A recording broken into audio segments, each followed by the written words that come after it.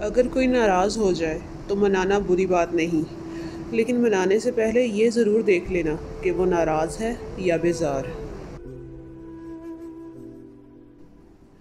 اپنے بارے میں برا مت سوچیے، ورنہ جن لوگوں نے اس کا ٹھیکہ لیا ہوا ہے ان کا روزگار چھن جائے گا۔ جب کبھی آپ صدقے دل سے کسی منزل، کسی مقصد کی بلندیوں تک پہنچنے کا تہیہ کر لیتے ہیں، نیت کھری کر لیتے ہیں، تو پھر زمینوں اور آسمانوں کی روحانی طاقتیں آپ کی مدد کے لیے آن پہنچتی ہیں۔ پہلے کبھی نمرود، پھر فرعون تھا، پھر یزید تھا، اور ہم اس دور میں پیدا ہوئے ہیں جہاں سبھی ایک وقت میں موجود ہیں۔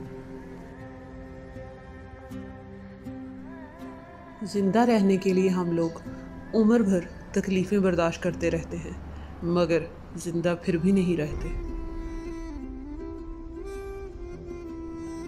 وقت کے پاس وقت بالکل نہیں ہوتا، زندگی میں ایک آدھ بار ہی وقت ملتا ہے۔ وقت اتنا فارغ نہیں ہوتا کہ ہمیں بار بار وقت دے۔ آپ جس کو یاد کر کے رو رہے ہوتے ہیں وہ کسی اور کو خوش کرنے میں مصروف ہوتا ہے۔ آپ کے ارد گرد کوئی مجبور، پریشان حال یا مصیبت زدہ ہے تو مت سمجھیں کہ یہ اس کی آزمائش ہے، یہ آپ کی بھی آزمائش ہے۔ ہماری ہڈیوں سے گوشت تو اتر سکتا ہے، لیکن ہمارے دلوں سے نبی کریم صلی اللہ علیہ وآلہ وسلم کی محبت کبھی نہیں۔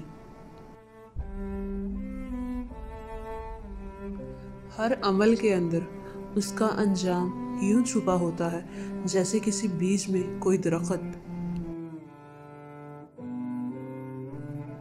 تنہائی کا زہر بہت جان لیوا ہوتا ہے، عام انسان یہ زہر نہیں سہ سکتا، اور جو یہ زہر سہ جائے وہ انسان عام نہیں ہوتا۔ ہم کچھ لوگوں کی زندگی میں 12ویں کھلاڑی کی طرح ہوتے ہیں، جب کوئی اور دستیاب نہ ہو تو پھر ہمارا انتخاب ہوتا ہے۔ کوئی مرنے لگے تو ہم سورہ یاسین لے کر اس کے سرہانے بیٹھ جاتے ہیں تاکہ اس کی روح آسانی سے نکل جائے۔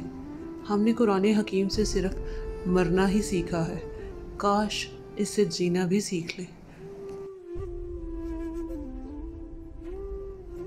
لوگوں سے وہ سوال نہ کرو جو خدا نے انسان سے کرنے ہیں، مثلاً تمہارا مذہب کیا ہے، تم نے عبادت کی، تم نے روزہ رکھا، بلکہ لوگوں سے وہ سوال کرو جو انسان کو انسان سے کرنے چاہیے، مثلاً کیا تمہیں کوئی پریشانی ہے، کیا تم بھوکے ہو، کیا تمہیں کچھ چاہیے۔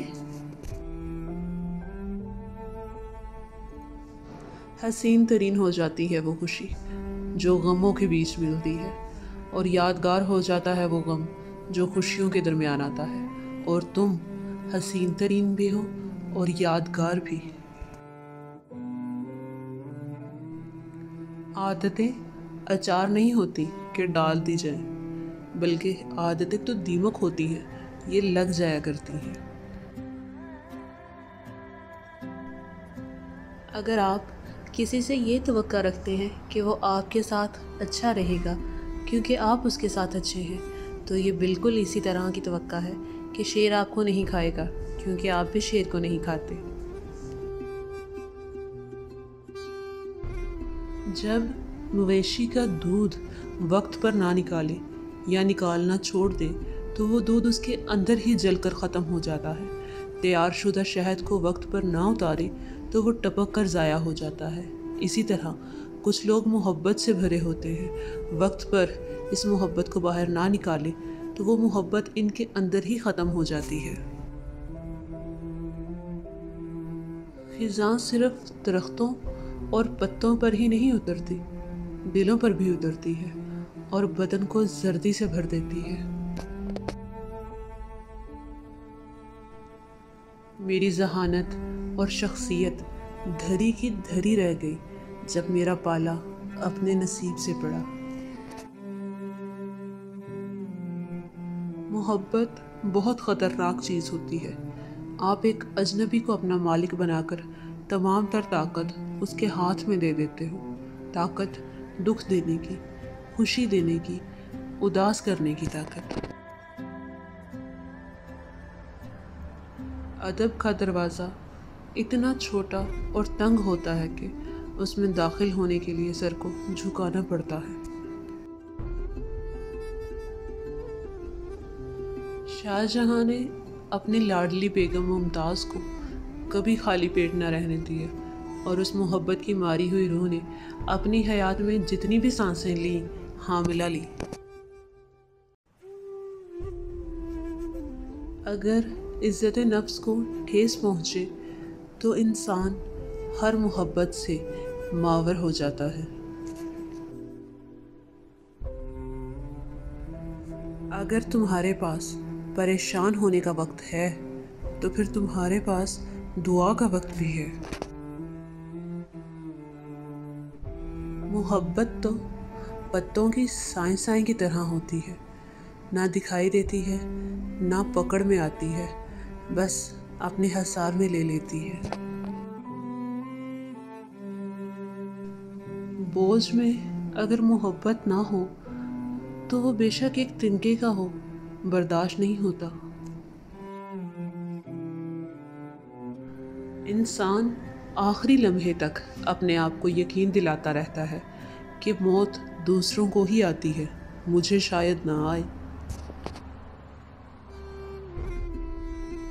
گرتے ستارے کو اپنی جیب میں سنبھال لو تاکہ جب زمانہ تاریک ہو جائے تو تم ان کی روشنی سے راستوں کو منور کر لو۔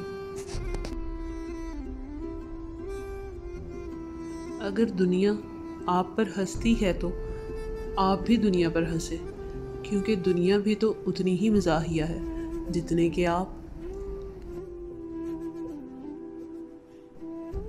آپ لاڑ پیار میں جب بچوں کو گدھے کے بچے کہتے ہیں تو اس سے گدھے کی اہمیت واضح ہو جاتی ہے۔